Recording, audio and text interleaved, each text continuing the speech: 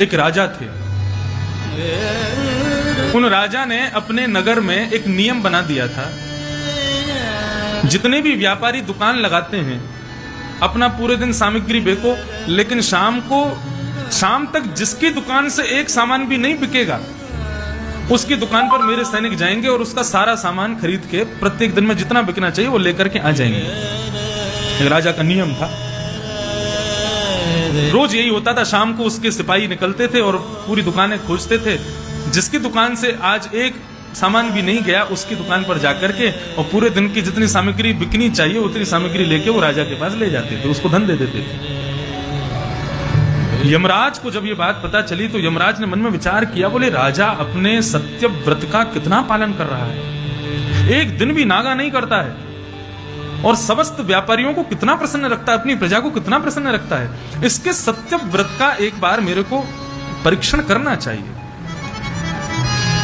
व्रत का मतलब क्या होता है? प्रतिज्ञा ही व्रत होता है, तपस्या ही व्रत है।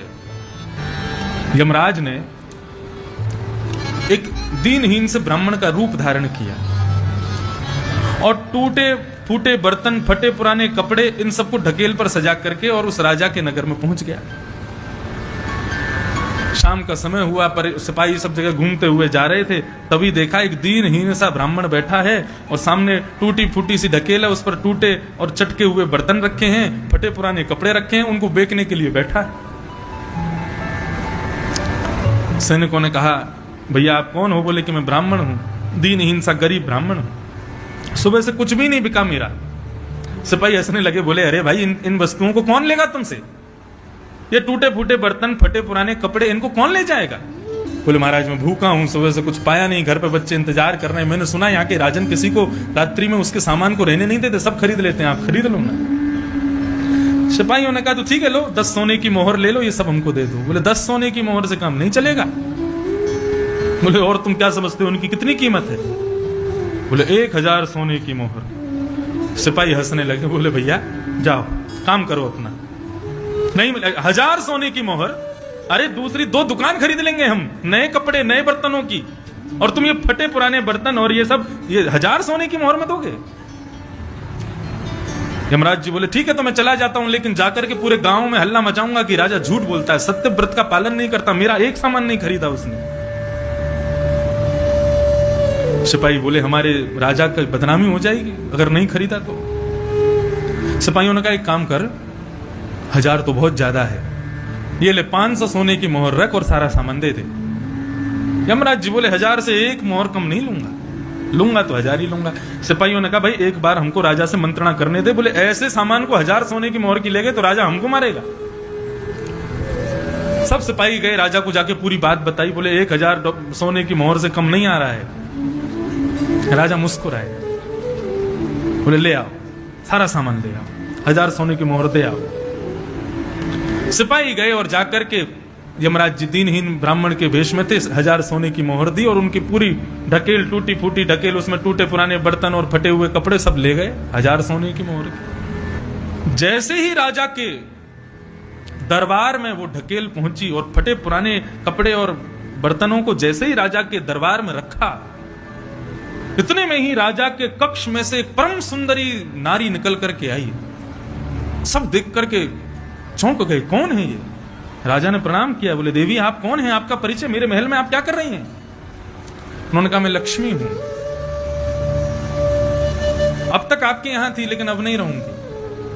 ये फटे हुए वस्त्र और टूटे हुए बर्तन और इस प्रकार के दरिद्र सामान जहां रहते हैं वहां मैं नहीं निवास करती, क्षमा करना राजा, बहुत सुख मिला तुम्हारे यहां लेकिन अब हम नहीं रहेंगे, अब मुझे जाने दो। राजा मुस्कुराए, बोले जैसी आपकी इच्छा, आपको पुनः सुख की इच्छा हो, पुनः आने की इच्छा हो, जरूर पधारिएगा, आपने बड़ी कृपा की, आप हमारे यहां विराजी।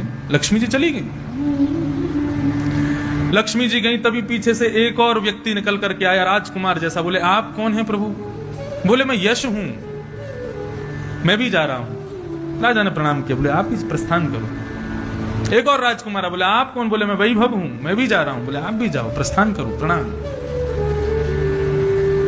एक और स्त्री आई, बोले आप कौन? बोले मैं कीर्ति हूं, मैं भी जा रही हूं। बोले आप भी जाओ, प्रस्थान करो, प्रणाम। सब एक एक करके निकलते गए, निकलते गए, निकलते गए। राजा ने सबको प्रणाम कर दिया, बोले सब चले गए। अंत में एक राजकुमार आया, बड़ा सौम्य। राजा ने पूछा, बोले आपका परिचय? बोले मैं सत्यव्रत हूं, मैं सत्य हूं। सब चले गए, अब मेरा भी कोई काम नहीं, मैं जाऊंगा। राजा ने किसी को प्रणाम करके रोका नहीं, लेकिन उसके चरण पकड़ लिए। बोले महाराज, मैंने लक्ष्मी को छोड़ दिया, यश को छोड़ दिया, कांति को छोड़ दिया, वैभव को छोड़ दिया, मैं सबको त्यागने को तैयार हूं, केवल किस लिए? अपने सत्यव्रत के लिए। आपके लिए मैंने सबका त्याग किया, अब आप ही मुझे छोड़ के चले जाओगे? मैं दरिद्रता को भी अपने घर में ले आया, क्यों? मेरा सत्यव्रत कहीं झूठा ना हो जाए, मेरा कहीं नियम टूट ना जाए। आपके लिए मैंने सबका त्याग किया, अब आप ही मुझे छोड़ करके जा रहे हैं। प्रभु ऐसा मेरे साथ मत कीजिए। सत्यव्रत ने कहा, तुमने मेरे लिए सबको छोड़ा, मेरे लिए दरिद्रता ले आए? बोले हाँ, आपके लिए। सत्यव्रत ने कहा, तो सबको जाने दो, मैं नहीं जाऊंगा, मैं तुम्हारे साथ ही रहूंगा, तुम्हारे घर में ही रहूंगा। सत्य जैसे ही घर में प्रवेश किया, इतने में ही एक राजकुमार दौड़ा दौड़ा आया, यश। बोले मैं भी यहीं रहूंगा। एक राजकुमारी आई, बोले आप कौन? बोले मैं वही, मैं भी यहीं रहूंगी। जितने भागे थे सब लौट लौट करके आने लगे। बोले सत्य रहेगा तो हम भी रहेंगे।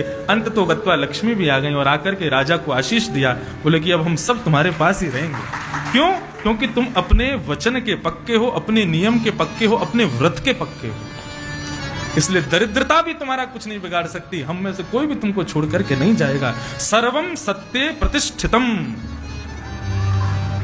व्यक्ति के जीवन में कुछ नहीं है, केवल सत्य विद्यमान है, एक सत्य व्रत विद्यमान है, एक सत्य नियम विद्यमान है, तो वो सबको प्रतिष्ठान कर देगा घर में।